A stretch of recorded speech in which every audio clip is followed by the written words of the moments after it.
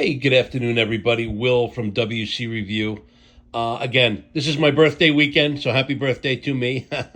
I just had a thought, and it's occurred to me to do this for a while, and I never really got around to doing it. You've seen my collection. I have some higher end knives, and I have some budget knives, and I wanted to go over my cold steel collection. I don't know where many of you would put cold steel in the big picture, but I just feel that they are among some of the best bang for your buck knives that you can get.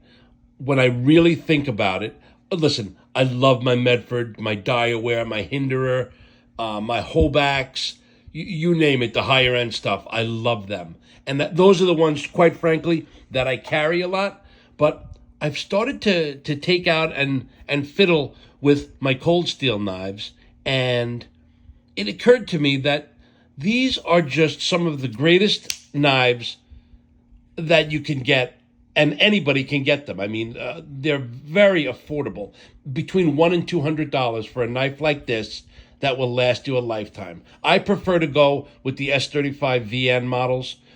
They do make a lite that has, I believe it's either OS 8 or a CR, a chromium model that I'm sure is equally as good. I just like S35 VN for a multitude of reasons, but it's great at edge retention.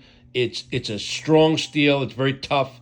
And those are enough reasons for me. Plus, I like the perceived value of having the S35 VN. But this knife in my hand here that I've been spinning around while I'm talking for 10 minutes is something that, in my opinion, every person who loves folding knives in the 8 to 10 inch range should have.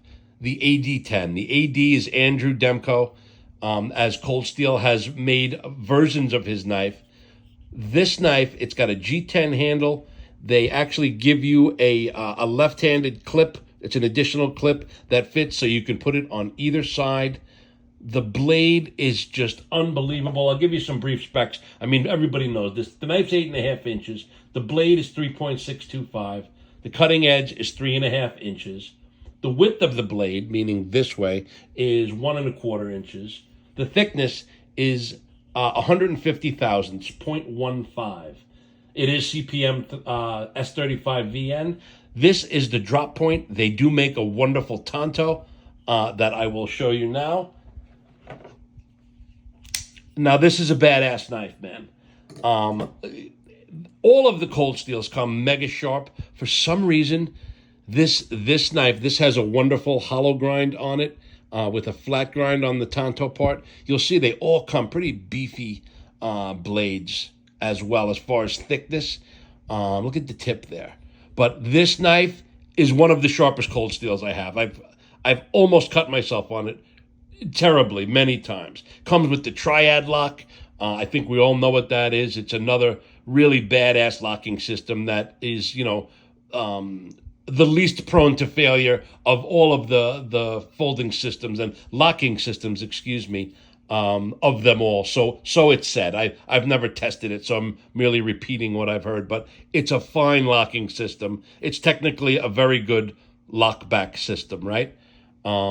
But this is the AD10 with the tanto blade, okay? I'm just going to close that. Now, again, the AD10 being my favorite, if you go to Blade HQ, you can get a multitude of colors. And they even have more than these, but this is the blacked out or murdered out AD10. Really, really dig it.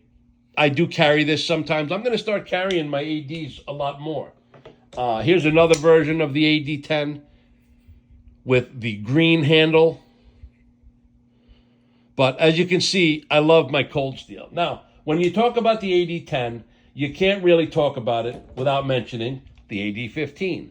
Now, I happen to have tricked out my standard AD15, and I did a little short last night, which is what got me thinking about cold steel in general.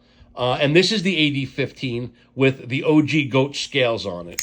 And the blade is very similar in shape and stature. It's a little bit thinner this way, but beyond that, it's a very similar blade. all very sharp, all S35VN. Now this comes with the Scorpion lock, which is not the Triad lock, and most people know it, but I'll demonstrate it anyway. It's got this bar here, right? The Scorpion, like the tail on a scorpion.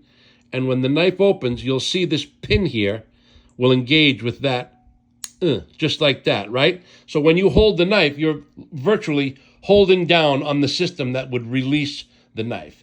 So then, I mean, you could do it fast. I've learned how to do it one-handed, but if you want to do it slow, you'll see that you lift up and that releases that pin and allows the knife to disengage. So if you practice a little bit, you can learn how to do it one-handed. But this is the OG GOAT 8015. Like the 8010s, they come in a black murdered out version, right? All S35VN. Same idea, same way to close it, open it and close it. Whoop, bounce back open. But you get the idea. Just fun knives, like really, really love them. And I've got one last one to share with you. The green handle, blacked out 8015. Obviously, I went on a cold steel tear back in the day. I have been on a Medford tear lately, but I just wanted to share with you that you don't have to spend $1 million to have a damn good knife, and this is a damn good knife. This is as good as any Medford as far as cutting, and I think they are beautiful looking. It really comes down to what you're into, but don't kid yourself. The cold steel AD knives are a force to be reckoned with, and I'm absolutely proud to own them and handle them and carry them. These are some awesome knives, really, really are. Now, again, I do have a couple of light versions. I will show you the SR1. They make this in an S35VN. I don't remember the reason, but I probably was buying too many knives at the time. And for $60, you can't go wrong, man. Look at the beefiness on this knife. It is excuse me, let me see if I can read it. It's an 8CR44 MOV. I don't know what that is, but it's a chromoly stainless steel. Listen, I've had as much problems with this as I have with the S35VN, which is 0. So for $60, you can't go wrong. This is a big knife. This is bigger than the 8010s. Forgive me for pulling the knives in and out, but you'll see that this is quite a bit larger than the 8010, right? But they also make a Tanto version, which I had given to Satu Dave, who had given me a regrind on it, and it's a beautiful regrind. You could see that he's taken a little bit off the blade, but that's to be expected. But look at the thickness on these blades. I mean, it's got to be 0.2. It's got to be close to 200 thousandths. But another budget-friendly cold steel knife that will not disappoint you. These things are tough as hell. So I just wanted to go through my cold steel collection and to remind myself and everybody else that they make a hell of a knife. My recommendation to everyone is the 8010. You have to have an 8010 in your collection. You just have to. That's an order. This is my favorite overall budget-friendly knife of them all. This is an awesome knife. I highly recommend it. Get the S35. It's worth the extra $30. And if you like the PVD, the dark blades, get that. But these are very addictive and very, very tough, strong knives. So that's it. That's my cold steel collection. I'll try to make another video. And thank you guys for listening. I appreciate you. Bye-bye.